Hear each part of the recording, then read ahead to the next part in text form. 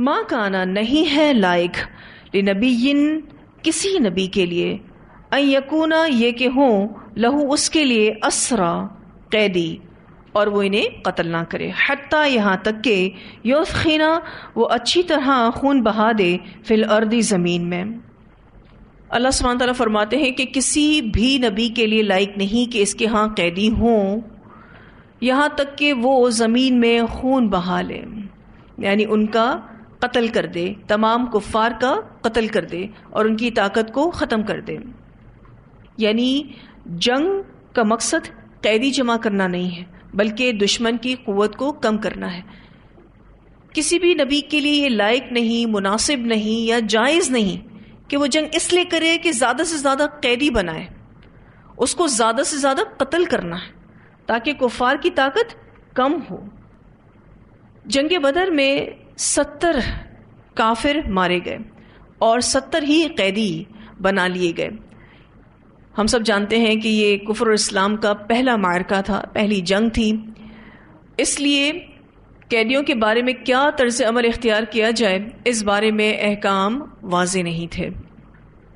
چنانچہ نبی اکرم صلی اللہ علیہ وسلم نے 70 قیدیوں کے بارے میں مشورہ کیا کہ کیا کیا جائے، ان کو قتل کر دیا جائے یا فدیہ لے کر چھوڑ دیا جائے. جائز ہونے کی وجہ سے دونوں باتوں کی گنجائش تھی، اس لیے دونوں باتوں پر ڈسکشن ہو رہا تھا.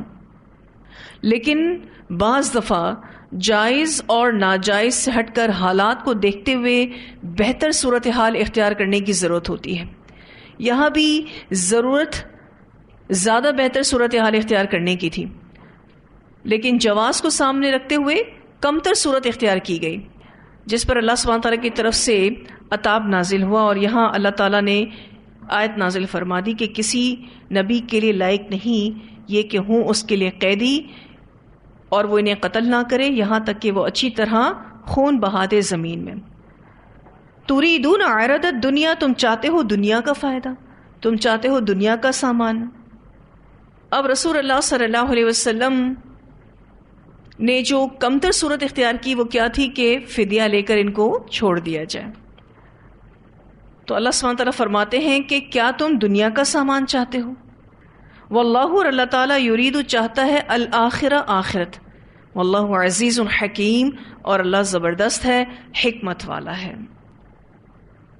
مسلم کی روایت میں آتا ہے سیدنا عبداللہ بن عباس رضی اللہ تعالیٰ عنہ فرماتے ہیں کہ غزوہ بدر کے بعد جب قیدی قید کر لیے گئے تو آپ صلی اللہ علیہ وسلم نے ابو بکر و عمر رضی اللہ عنہما سے پوچھا کہ تمہاری ان قیدیوں کے بارے میں کیا رائے ہے؟ ابو بکر رضی اللہ تعالیٰ عنہ نے عرض کی اے اللہ کے نبی صلی اللہ علیہ وسلم یہ ہمارے چچا زاد بھائی اور خاندان ہی کے لوگ ہیں، سو میری رائے تو یہ ہے کہ ان سے فدیہ لے لیا جائے تاکہ اس رقم سے کفار کے مقابلے میں ہمیں قوت حاصل ہو. یہ حضرت ابو بکر صدیق رضی اللہ تعالیٰ عنہ کی رائے تھی. اور کیا عجب کہ اللہ انہیں اسلام کی ہدایت دے دے. یعنی حضرت ابو بکر یہ بھی سوچ رہے تھے کہ اگر یہ زندہ رہیں گے تو ہو سکتا ہے کہ اللہ ان کو اسلام کی ہدایت دے دے. رسول اللہ صلی اللہ علیہ وسلم نے فرمایا اے ابن خطاب تمہاری کیا رائے ہے؟ عمر رضی اللہ تعالیٰ عنہ کہتے ہیں کہ میں نے کہا اے اللہ کے رسول صلی اللہ علیہ وسلم میری رائے ابو بکر کی رائے کے موافق نہیں ہے، میں کچھ الگ اوپینین رکھتا ہوں. میری رائے تو یہ ہے کہ آپ ان کو ہمارے حوالے کیجئے تاکہ ہم ان کی گردنیں اڑا دیں. عقیل کو علی کے حوالے کیجئے تاکہ وہ اس کی گردن اڑا دیں، اور میرے حوالے فلاں کو کیجئے تاکہ میں اس کی گردن اڑا دوں، اس لیے کہ یہ کفر کے سرگنے اور اس کے سردار ہیں. رسول اللہ صلی اللہ علیہ وسلم نے ابو بکر کی رائے لی اور میری رائے نظر انداز کر دی. ایکچولی نبی اکرم صلی اللہ علیہ وسلم دلی طور پر رحم دل تھے. آپ صلی اللہ علیہ وسلم نے حضرت ابو بکر صدیق کی رائے کو لے لیا. پھر جب دوسرے دن صبح ہوئی تو میں آیا، کیا دیکھتا ہوں کہ رسول اللہ صلی اللہ علیہ وسلم اور ابو بکر صدیق رضی اللہ تعالیٰ عنہ بیٹھے رو رہے ہیں. یعنی حضرت عمر اب بتا رہے ہیں کہ میں آیا صبح تو یہ دونوں بیٹھ کر رو رہے تھے، جس میں آپ صلی اللہ علیہ وسلم اور ابو بکر صدیق تھے.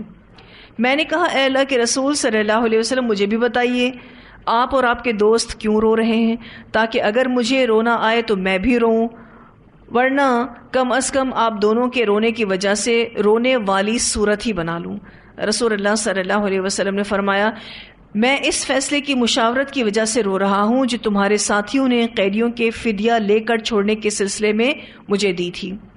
اب میرے سامنے ان کا عذاب پیش کیا گیا ہے جو اس درخت سے بھی زیادہ قریب تھا. اور آپ صلی اللہ علیہ وسلم کے قریب ایک درخت تھا. اور اللہ عز و جل نے یہ آیتیں نازل فرمائیں. ما کان لنبی ان یکون لہ اسرى حتى یثخن فی الارض تریدون عرض الدنیا واللہ یرید الآخرہ واللہ عزیز حکیم. لولا کتاب من اللہ سبق لمسکم فیما اخذتم عذاب عظیم فکلوا مما غنمتم حلالا طیبا. یہ آگے جو آیتیں آ رہی ہیں جو آپ ابھی پڑھیں گے، یہ آیتیں اس وقت نازل ہوئیں. اسے مسلم نے روایت کیا ہے. تو اللہ سبحانہ تعالیٰ فرماتے ہیں کہ کیا تم دنیا کا سامان چاہتے ہو؟ ایکچولی جنگ بدر مسلمانوں کے لیے پہلی جنگ تھی. مسلمانوں کی تربیت ہو رہی تھی. ابھی ان کو کچھ بھی پتا نہیں تھا. سب کچھ پہلی بار ہو رہا تھا. پھر جیت بھی ملی، غنیمت کا مال بھی ملا. تو جتنے بھی ایشوز تھے وہ پہلی بار دیکھے جا رہے تھے، پہلی بار ڈیل ہو رہے تھے. اب آپ دیکھیے کہ اللہ تعالیٰ نے ان کی کیا تربیت کی کہ بھائی میدان جنگ میں آپ کو زیادہ سے زیادہ کفار قتل کرنے چاہیے، قیدی نہیں بنانے چاہیے. آپ نے قیدی بنائے ہی کیوں؟ اور پھر جب قیدی بنا لیے تو پھر ان کو فدیہ لے کر چھوڑ دیا. کیا تم دنیا کا سامان چاہتے ہو؟ حالانکہ آپ دیکھیے کہ ابو بکر کی کیا رائے تھی کہ اگر جو مال ملے گا تو ہم اس کو کس میں خرچ کریں گے؟ اللہ کے راستے میں خرچ کریں گے. لیکن اللہ سبحانہ تعالیٰ کیا چاہتے ہیں؟ آخرت چاہتے ہیں. اللہ تعالیٰ یہ چاہتے تھے کہ مسلمان زیادہ سے زیادہ کفار کو قتل کر کے ان کی طاقت کو کم کر دیں، کیونکہ اللہ تعالیٰ زبردست ہے اور حکمت والا ہے. لولا اگر نہ ہوتی کتابن لکھی ہوئی، یعنی ایک بات من اللہ اللہ کی طرف سے، سبقہ پہلے ہی. یہ پہلے سے لکھی ہوئی بات کیا تھی کہ غنیمتیں اور قیدی تمہارے لیے حلال ہیں. اگر اللہ تعالیٰ نے تمہارے لیے غنیمتوں کو حلال نہ کیا ہوتا، ان قیدیوں کو تمہارے لیے حلال نہ کیا ہوتا، کیونکہ قیدی بھی کیا ہے؟ مال غنیمت ہی ہے. لمسکم البتہ پہنچتا تم کو، فیما اس کے بدلے میں جو اخذ تم لیا تم نے، عذاب عظیم عذاب بہت بڑا. تو اس فدیہ لینے کی وجہ سے تم پر بڑا عذاب نازل ہوتا. مسلمانوں کے اندر سے دنیا کی محبت کو کم کیا گیا اور مال غنیمت کی طرف سے توجہ کو ہٹایا گیا. اللہ تعالیٰ فرماتے ہیں کہ اگر اللہ نے مال غنیمت کو تمہارے لیے حلال نہ کیا ہوتا، یہ بات پہلے سے اللہ نے لکھی نہ ہوتی، تو جو تم نے فدیہ لیا اس کو لے کر تم عذاب عظیم کو دعوت دیتے، پھر تم پر بڑا عذاب آتا. اب جب یہ آیت نازل ہوئی تو صحابہ کرام کو ٹینشن ہو گئی کہ لگتا ہے اللہ سبحانہ تعالیٰ ہمارے فدیہ لینے پر ناراض ہے اور یہ فدیہ لینا صحیح نہیں، کیونکہ وہ فدیہ بھی کس شکل میں بدل گیا؟ مال غنیمت کی شکل میں بدل گیا. جیسے قیدی چھوڑے ان کی جو بھی پیمنٹ آئی obviously وہ بھی مال غنیمت بن گئی. تو صحابہ کرام تھوڑے سے کنفیوز ہو گئے تھے کہ کیا ہم مال غنیمت کا استعمال کر سکتے ہیں یا نہیں، یہ ہمارے لیے حلال ہے یا نہیں، کیونکہ بڑی سخت آیت اتری. تو اللہ سبحانہ تعالیٰ نے اس بات کو کلیئر کیا کہ نہیں، ایسا نہیں ہے کہ تمہارے لیے مال غنیمت حرام ہو گیا ہے یا تم مال غنیمت کھاؤ گے تو اللہ ناراض ہوگا، ایسی بات نہیں ہے. فَكُلُوا مِمَّا غَنِمْتُمْ، پس کھاؤ اس میں سے جو مال غنیمت حاصل کرو تم، حلالاً طیبا، حلال پاک سمجھ کر. اللہ تعالیٰ نے تمہارے لیے مال غنیمت کو جائز قرار دیا ہے، تم اس کو حلال سمجھ کر کھاؤ. وَاتَّقُوا اللَّهَ، اور ڈرو اللہ سے. ان اللہ، بے شک اللہ تعالیٰ، غفور رحیم، غفور رحیم ہے. بیسیکلی اللہ سبحانہ تعالیٰ فدیہ لینے پر ناراض نہیں ہو رہے تھے. اللہ تعالیٰ کیا چاہ رہے تھے کہ میدان جنگ میں ہی کافروں کو زیادہ سے زیادہ قتل کر دیا جائے، قیدی نہ بنایا جائے. تو مفسرین یہ بھی کہتے ہیں کہ اللہ سبحانہ تعالیٰ کی ناراضگی فدیہ لینے پر اتنی زیادہ نہیں تھی، ناراضگی اس بات پر تھی کہ میدان جنگ میں زیادہ سے زیادہ کفار قتل کیوں نہیں کیے گئے. اب آپ دیکھیں تو آدھے قتل کیے گئے اور آدھے جو ہے وہ قیدی بنائے گئے. جیسے 70 قتل ہوئے تو 70 قیدی بنائے گئے. قیدی بنانے کی ایوریج کم ہونی چاہیے، قتل کرنے کی ایوریج زیادہ ہونی چاہیے. اس سے یہ بات پتہ چلتی ہے کہ قیدیوں سے جو فدیہ ملتا ہے اس سے مسلمانوں کی پاور اتنی نہیں بڑھتی جتنا میدان جنگ میں کفار کو قتل کرنے سے مسلمانوں کی پاور بڑھتی ہے. ٹھیک ہے. تو اللہ سبحانہ تعالیٰ نے اس آیت کو اتار کر واضح کیا کہ بھئی مال غنیمت تمہارے لیے حلال ہے، تم حلال اور پاکیزہ سمجھ کر اس کو کھاؤ، بس اللہ سے ڈرو، اللہ تعالیٰ غفور الرحیم ہے. جنگ بدر میں کیا فدیہ لیا گیا؟ ایک فدیہ تو یہ تھا کہ پر پرسن 4000 درہم پیمنٹ ہوگی، 4000 فی کس درہم ادا کرے گا قیدی. بعض کو بغیر مال کے اس بات پر چھوڑا گیا کہ آئندہ جنگ کرنے نہیں آؤ گے، ایک ایگریمنٹ ان کے ساتھ کیا گیا. اور بعض قیدی ایسے تھے کہ ان کے پاس کچھ بھی مال نہیں تھا، تو جو علم ان کے پاس تھا وہ سکھانا بطور فدیہ وصول کیا گیا.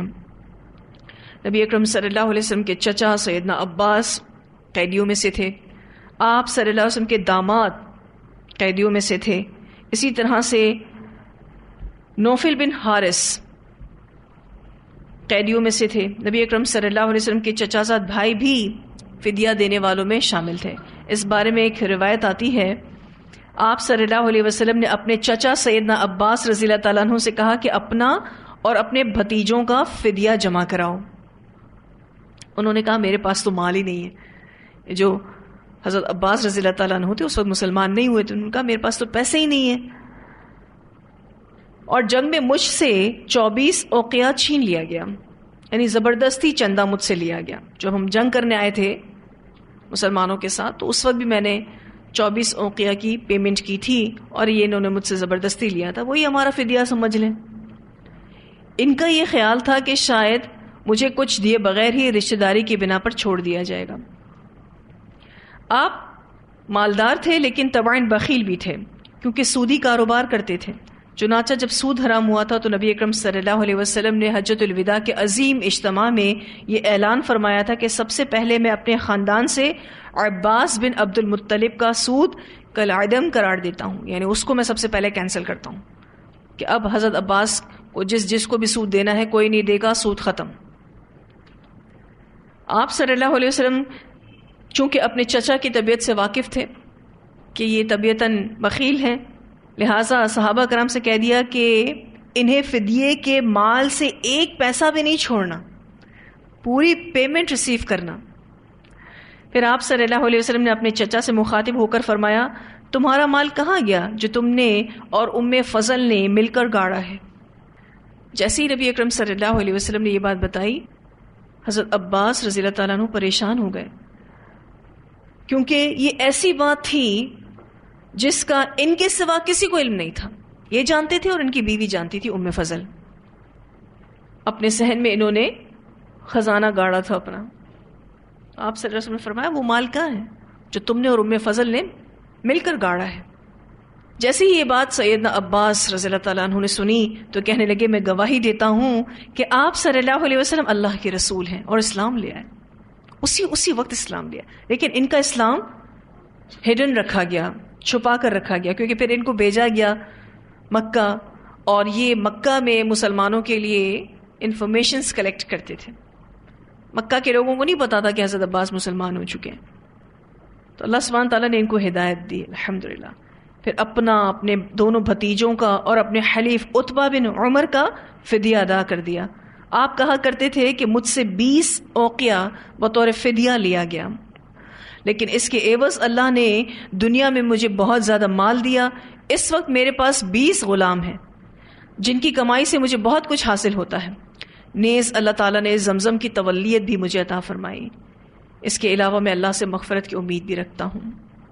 یعنی انہوں نے فدیہ تو ادا کیا، لیکن اس کے بعد جو یہ مسلمان ہو گئے تو اللہ سبحانہ تعالیٰ نے ان کے اسلام قبول کرنے کے بعد ان پر رزق کے دروازے کھول دیے، کئی گنا ان کو عطا کیا، جس کا یہ اظہار خود بھی کرتے ہیں. اور اگلی آیت میں بھی یہی بات ہو رہی ہے. اللہ سبحانہ تعالیٰ فرماتے ہیں یا ایھا النبی، اے نبی صلی اللہ علیہ وسلم، قل آپ کہہ دیجئے، لمن ان سے جو فی ایدیکم تمہارے ہاتھوں میں یعنی گرفتار ہے، من الاسری قیدیوں میں سے. آپ ان قیدیوں سے کہہ دیجئے ان یعلم اللہ، اگر جانے گا اللہ، فی قلوبکم خیرا، تمہارے دلوں میں کوئی بھلائی، یؤتکم، وہ دے گا تم کو، خیرن بہتر، مما، اس سے جو، اخذ منکم، لے لیا گیا تم سے جو فدیہ لیا گیا اس کے مقابلے میں اللہ تمہیں کئی گنا عطا کرے گا، وَيَغْفِرْ لَكُمْ، اور معاف کر دے گا تم کو، واللہ غفور الرحیم، اور اللہ غفور الرحیم ہے۔ تو 20 اوقیہ کے قریب انہوں نے پیمنٹ کی تھی۔ کنہوں نے پیمنٹ کی تھی؟ حضرت عباس نے پیمنٹ کی تھی، اور اللہ سبحانہ تعالیٰ نے ان کے مسلمان ہو جانے کے بعد بے شمار مال و متاع ان کو عطا کیا، جس کا وعدہ اس آیت میں کیا جا رہا ہے۔ نبی اکرم صلی اللہ علیہ وسلم سے کہلوایا جا رہا ہے کہ آپ ان تمام قیدیوں سے کہہ دیجئے کہ اگر جانے گا اللہ تمہارے دلوں میں کوئی بھلائی، یعنی اگر تم اسلام لے آؤ تو آج تم سے جو بطور فدیہ لیا جا رہا ہے وہ تم کو دنیا میں ہی لوٹا دیا جائے گا، اور تمہارے گناہ بھی معاف کر دیے جائیں گے۔ حضرت عباس رضی اللہ تعالیٰ عنہ اور ان کے علاوہ کچھ اور قیدی جو مسلمان ہو گئے، تو اس کے بعد اللہ تعالیٰ نے انہیں دنیاوی مال و دولت سے خوب نوازا۔ صرف حضرت عباس کو نہیں، جو بھی قیدی تھا اور اس کو پھر چھوڑا گیا اور وہ مسلمان ہو گیا، تو بعد میں اللہ سبحانہ تعالیٰ نے اس کو بہت کچھ عطا کیا الحمدللہ، جس کا ذکر اس آیت میں ہو رہا ہے۔ ایک تو اللہ تم کو کئی گنا مال عطا کرے گا، اور تمہیں بخشش بھی ملے گی، تمہارے گناہوں کو بھی معاف کرے گا۔ اس طرح سے اس آیت میں کفار کو اسلام کی طرف آنے کی ترغیب بھی دی جا رہی ہے کہ آؤ اسلام کی طرف، تمہارا بھلا ہی ہے۔ اور ہوئے کچھ قیدی مسلمان بھی، اور اللہ سبحانہ تعالیٰ نے پھر ان کی زندگیوں کو بدل دیا۔ کیوں؟ واللہ غفور الرحیم، اور اللہ غفور الرحیم ہے۔ وَإِن يُرِيدُوا، اگر وہ چاہیں، خیانتک، آپ صلی اللہ علیہ وسلم سے خیانت، فقد، تو تحقیق، خان اللہ، انہوں نے خیانت کی اللہ سے، من قبل، اس سے پہلے، فَأَمْكَنَ مِنْهُمْ، تو اس نے قابو میں دے دیا ان کو، واللہ علیم حکیم، اور اللہ علم والا ہے، حکمت والا ہے۔ یعنی زبان سے تو یہ اسلام کا اظہار کر دیں، لیکن مقصد دھوکہ دینا ہو۔ جو اس سے پہلے انہوں نے کفر و شرک کا ارتکاب کیا تو کیا حاصل ہوا ان کو؟ یہی کہ وہ مسلمانوں کے قیدی بن گئے۔ اس لیے آئندہ بھی اگر وہ شرک کے راستے پر قائم رہے تو اس سے مزید ذلت اور رسوائی کے سوا انہیں کچھ بھی حاصل نہیں ہوگا۔ یہاں نبی اکرم صلی اللہ علیہ وسلم سے کہا جا رہا ہے کہ اگر وہ آپ سے خیانت کا ارادہ کریں تو بے شک وہ اس سے پہلے اللہ سے خیانت کر چکے ہیں۔ یہاں پر خیانت سے مراد بدر سے پہلے ان کفار کے کفر و شرک کی طرف اشارہ ہے۔